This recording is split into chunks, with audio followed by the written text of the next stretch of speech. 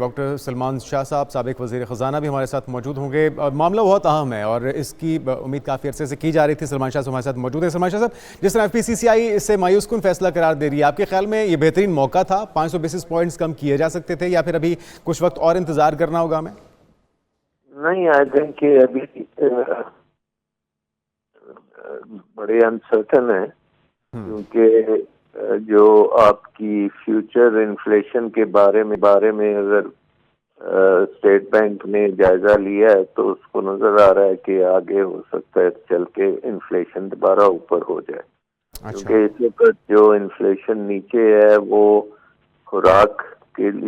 کے آئٹمز اور انرجی کی وجہ سے نیچے ہے۔ باقی جو انفلیشن جو باقی چیزیں ہیں وہ ساروں میں اضافہ جو ہے 8 سے 10% ہو رہا ہے۔ تو یہ ایک قسم کا ٹیمپرری ریلیف ہے کہ فیول پرائسز کم ہو گئی ہیں اور خوراک کی قیمت کم ہوئی ہے، تو اسٹیٹ بینک کوشش ہے، وہ دیکھنا چاہتا ہے کہ آگے چل کے یہ کس طرف جائے گی۔ لیکن شاہ صاحب، اس پہ کاروباری برادری کافی نالاں نظر آتی ہے۔ وہ کہتے ہیں کہ اس کو کم از کم 500 بیسس پوائنٹس پر تو کم ہونا چاہیے تھا اور جون تک 5% تک جو ہے وہ لانا چاہیے۔ کیا سمجھتے ہیں کہ ایسا ممکن بھی ہو پائے گا اور اسٹیٹ بینک کیا ایسا کرتا ہوا نظر آ رہا ہے؟ نہیں، اس میں یہ نہیں کرے گا، کیونکہ اگر یہ آپ نے انٹرسٹ ریٹس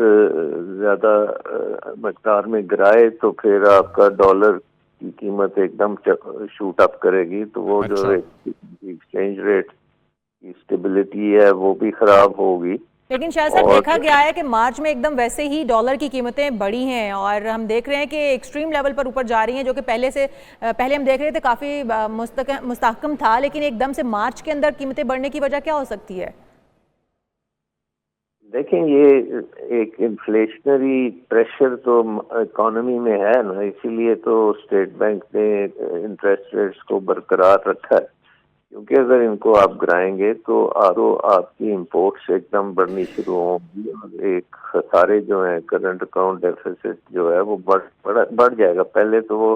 سرپلس میں آ رہا تھا، لیکن اب وہ دوبارہ سے ڈیفیسٹ میں جا رہا ہے۔ تو آئی تھنک کہ اسٹیٹ بینک جو ہے وہ بڑے کوشسلی آگے چل رہا ہے، کیونکہ بڑی مشکل سے وہ ان کو اسٹیبلٹی ملی ہے اور وہ اسٹیبلٹی کو ڈسٹرب نہیں کرنا چاہتے۔ وہ چاہتے ہیں کہ حکومت جو ہے اپنے اخراجات کم کرے، حکومت جو ہے بیوروکریسی کو کم کرے، رائٹ سائزنگ کرے، جو اتنے منسٹرز اور منسٹریز ہیں ان کو کٹ کرے، تو اس کے لیے انتظار کر رہا ہے اسٹیٹ۔ ٹھیک ہے، اچھا، لیکن آپ کو شاہ صاحب لگ رہا ہے کہ ہماری ڈائریکشن ایٹ لیسٹ ٹھیک ہے، ہم صحیح سمت میں آگے بڑھ رہے ہیں اور آئی ایم ایف بھی جو پہلے کافی نالاں دکھائی دیتا تھا، آپ کو لگتا ہے کہ انہیں بھی اعتراض نہیں ہوگا ان اقدامات پر جو حکومت کی طرف سے، وزارت خزانہ کی طرف سے اٹھائے جا رہے ہیں؟ میرا خیال ہے کہ وہ مطمئن ہوں گے اسٹیٹ بینک کے ایکشن سے، اور جو منسٹری آف فائنانس جو کام کر رہی ہے اس سے بھی مطمئن ہوں گے، بٹ باقی جو اسٹرکچرل ریفارمس ہیں ان کے اوپر ابھی بہت بڑے کویسچن مارکس ہیں، پرٹیکولرلی انرجی سیکٹر کا بہت معاملہ ہے۔ سول سروس جو ریفارمز ہیں وہ نہیں ہو رہی، جیسے پہلے میں نے کہا رائٹ سائزنگ صحیح طریقے سے نہیں ہو رہی، ڈی ریگولیشن اکانومی کی نہیں ہو رہی، ابھی بھی آپ کے جو ٹیرفس ہیں وہ بہت اونچے ہیں اور ایک اینٹی ایکسپورٹ باعث ہے آپ کے ٹیرف اسٹرکچر میں، اور ایکسپورٹ اورینٹڈ اکانومی نہیں بن رہی۔ لیکن شاہ جی، اگر ہم دیکھیں تو پچھلے کچھ عرصے میں کہا جا رہا تھا کہ معاشی استحکام ہو رہا ہے، شروع ہو گیا ہے اور ہم ایک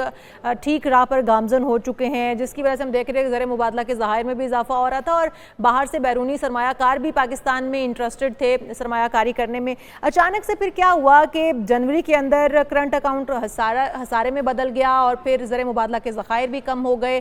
سڈن سے یہ سب کچھ ہو جانا کیا سمجھتے ہیں، کس طرف اشارہ کر رہا ہے؟ دیکھیں، پری میچور سیلیبریشن تو ہمیشہ بڑی خراب بات ہوتی ہے، لیکن اگر آپ دیکھیں کہ انویسٹمنٹ پاکستان میں اس طرح سے نہیں ہو رہی جس طرح سے ہونی چاہیے، نہ ہمارا ڈومیسٹک انویسٹر انویسٹ کر رہا ہے اور بیرون ملک بھی کوئی انویسٹمنٹ نہیں ہو رہی، گورنمنٹ ٹو گورنمنٹ بات چیت بہت چل رہی ہے، لیکن پرائیویٹ سیکٹر کی انویسٹمنٹ نہیں ہو رہی، اور اکنامک گروتھ کے لیے آپ کو ریفارمز جو کرنی ہیں وہ نہیں ہو رہی، کیونکہ آپ جب بھی کرنے جاتے ہیں تو آپ کا بیلنس آف پیمنٹ کرائسس ہو جاتا ہے، صحیح. کیونکہ آپ امپورٹ اورینٹیڈ اکانومی ہے. آپ جب تک ایکسپورٹ اورینٹیڈ نہیں بنیں گے، جب تک انویسٹمنٹ، یہ بات آپ نے بالکل ٹھیک کی ہے، ایکسپورٹ کے اوپر توجہ دینی ہوگی، لیکن 2-3 ایسے اقدامات تھے جو پائپ لائن میں تھے، لیکن پھر ہم نے دیکھا کہ اس پہ عمل درآمد انفارچونیٹلی نہیں ہو سکا. جس طرح ریئل اسٹیٹ کو ریلیف دینا تھا، وہ پہلے اعلانات ہوئے، ایک بہتری آنے لگی، لیکن پھر ابھی تک اس کو ہولڈ کر لیا گیا ہے. اسی طرح سے کرپٹو کرنسی کو لیگلائز کرنے کا فیصلہ کیا ہے، یہ کتنا سازگار ہو سکتا ہے؟ اور ساتھ میں پھر آپ کو کیا لگتا ہے کہ یہ جو پرائیویٹائزیشن کا عمل تھا، یہ بھی اعلانات سامنے آئے لیکن ہو نہیں پایا ابھی تک؟ دیکھیں، یہی تو سارے پرابلمس ہیں پاکستان کی اکانومی میں.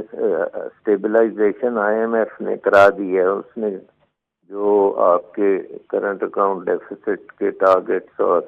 جو آپ کے پرائمری ڈیفیسٹ ہیں اس کے ٹارگٹس کے اوپر آپ کو گامزن کی ہے، لیکن ان سے اب آگے جانے کے لیے، گروتھ کرنے کے لیے آپ کو اسٹرکچرل ریفارمز کرنی پڑیں گی. اس میں سب سے بڑی بات یہ ہے کہ آپ کو اپنے جتنے یہ پھیلاؤ ہے حکومت کا اس کو کم کرنا پڑے گا، پرائیویٹائزیشن کرنی پڑے گی. پھر آپ کو انویسٹمنٹ کلائمیٹ کو بہت بہتر کرنا پڑے گا، بہت زیادہ ڈی ریگولیٹ کرنا پڑے گا، اور آپ کو بہت انویسٹمنٹ چاہیے ایکسپورٹ اورینٹیڈ سیکٹر. اور جس طرح سے شاہ جی آپ کہہ بھی رہے ہیں کہ ایکسپورٹ ہماری جو ہے وہ کم ہوتی جا رہی ہیں، ایکسپورٹ پر ہمارا انحصار ہونا چاہیے، کیونکہ ہم تو ایک زرعی ملک ہیں اور بہت ساری اجناس ایسی ہیں جو ہم یہاں پر پیدا کر سکتے ہیں، دیگر ممالک میں وہ پیدا ہی نہیں ہوتی، اور جس کوالٹی کی ہمارے پاکستان میں پائی جاتی ہیں دیگر ممالک میں وہ کوالٹی بھی نہیں پائی جاتی. پھر کیا وجہ ہے، کیوں گورنمنٹ کا دھیان اس طرف نہیں آ رہا کہ ہمیں اپنی ایکسپورٹ جو ہے وہ بہتر کرنی ہوگی، اس کی مقدار بھی بڑھانی ہوگی اور نئی سے نئی ٹیکنالوجی اس کے اندر استعمال کرنے کی ضرورت ہے؟ بالکل، آئی تھنک جو ایون آپ نے ایگریکلچر کی بات کی تو اس میں بھی بہت زیادہ آپ کو انویسٹمنٹ کی ضرورت ہے. آپ کو فارمز کے اوپر میکنائزیشن کی ضرورت ہے، پھر فارم مینجمنٹ بہتر کرنے کی ضرورت ہے، پانی کی مینجمنٹ بہتر کرنے کی ضرورت ہے، اور ہائی ویلیو ایڈڈ کراپس میں جانے کی ضرورت ہے. تو یہ چیزیں تو پاکستان میں ابھی تک نہیں ہو رہی. پاکستان ابھی ایگریکلچر میں بہت کمزور ہے، بہت کمپیٹیٹو نہیں ہے، پروڈکٹیوٹی بہت لو ہے، اور پانی بھی ہم خاصا ضائع کرتے ہیں. اور دیگر ممالک کے شاہ صاحب وفود بھی آتے رہے اور ان کے ساتھ یادداشتیں، معاہدے بھی سائن ہوتے رہے، MOUs سائن ہوتے رہے، لیکن لگتا یوں ہے کہ وہ تمام معاملات صرف پیپری کارروائی تک ہی محدود ہیں، کوئی بھی اس پر ابھی تک کام ہوتا ہوا ہمیں نظر نہیں آ رہا ہے. کیونکہ ہمارا بیوروکریٹک ملک ہے، اس میں کام میں رکاوٹیں بہت زیادہ ہیں،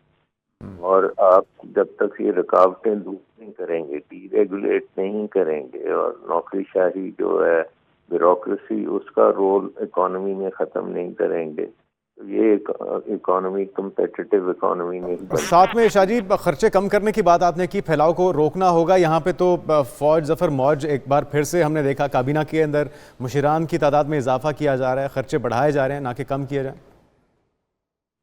بالکل، وہ بھی انڈیکیٹ کرتا ہے پولیٹیکل انسٹیبلٹی، جس کی وجہ سے پھر اکنامک انسٹیبلٹی بھی ہوتی ہے. جو حکومت ہے اس میں اتنی جان ہونی چاہیے کہ وہ میجر ریفارمز کر سکے، لیکن یہاں ہم دیکھ رہے ہیں کہ وہ اپنی سروائیور کے لیے کیبنٹ کو بڑھاتے چلے جا رہے ہیں اور اس میں اضافے جا رہے ہیں، جو کہ انڈیکیٹ کرتا ہے کہ پولیٹیکل اسٹیبلٹی نہیں ہے. درست، کیپیسٹی سے زیادہ پاکستان پر بوجھ ڈالنے کی کوشش کی جا رہی ہے. تمام اداروں کی جانب سے بہت شکریہ. ہمارے ساتھ موجود تھے سلمان شاہ صاحب،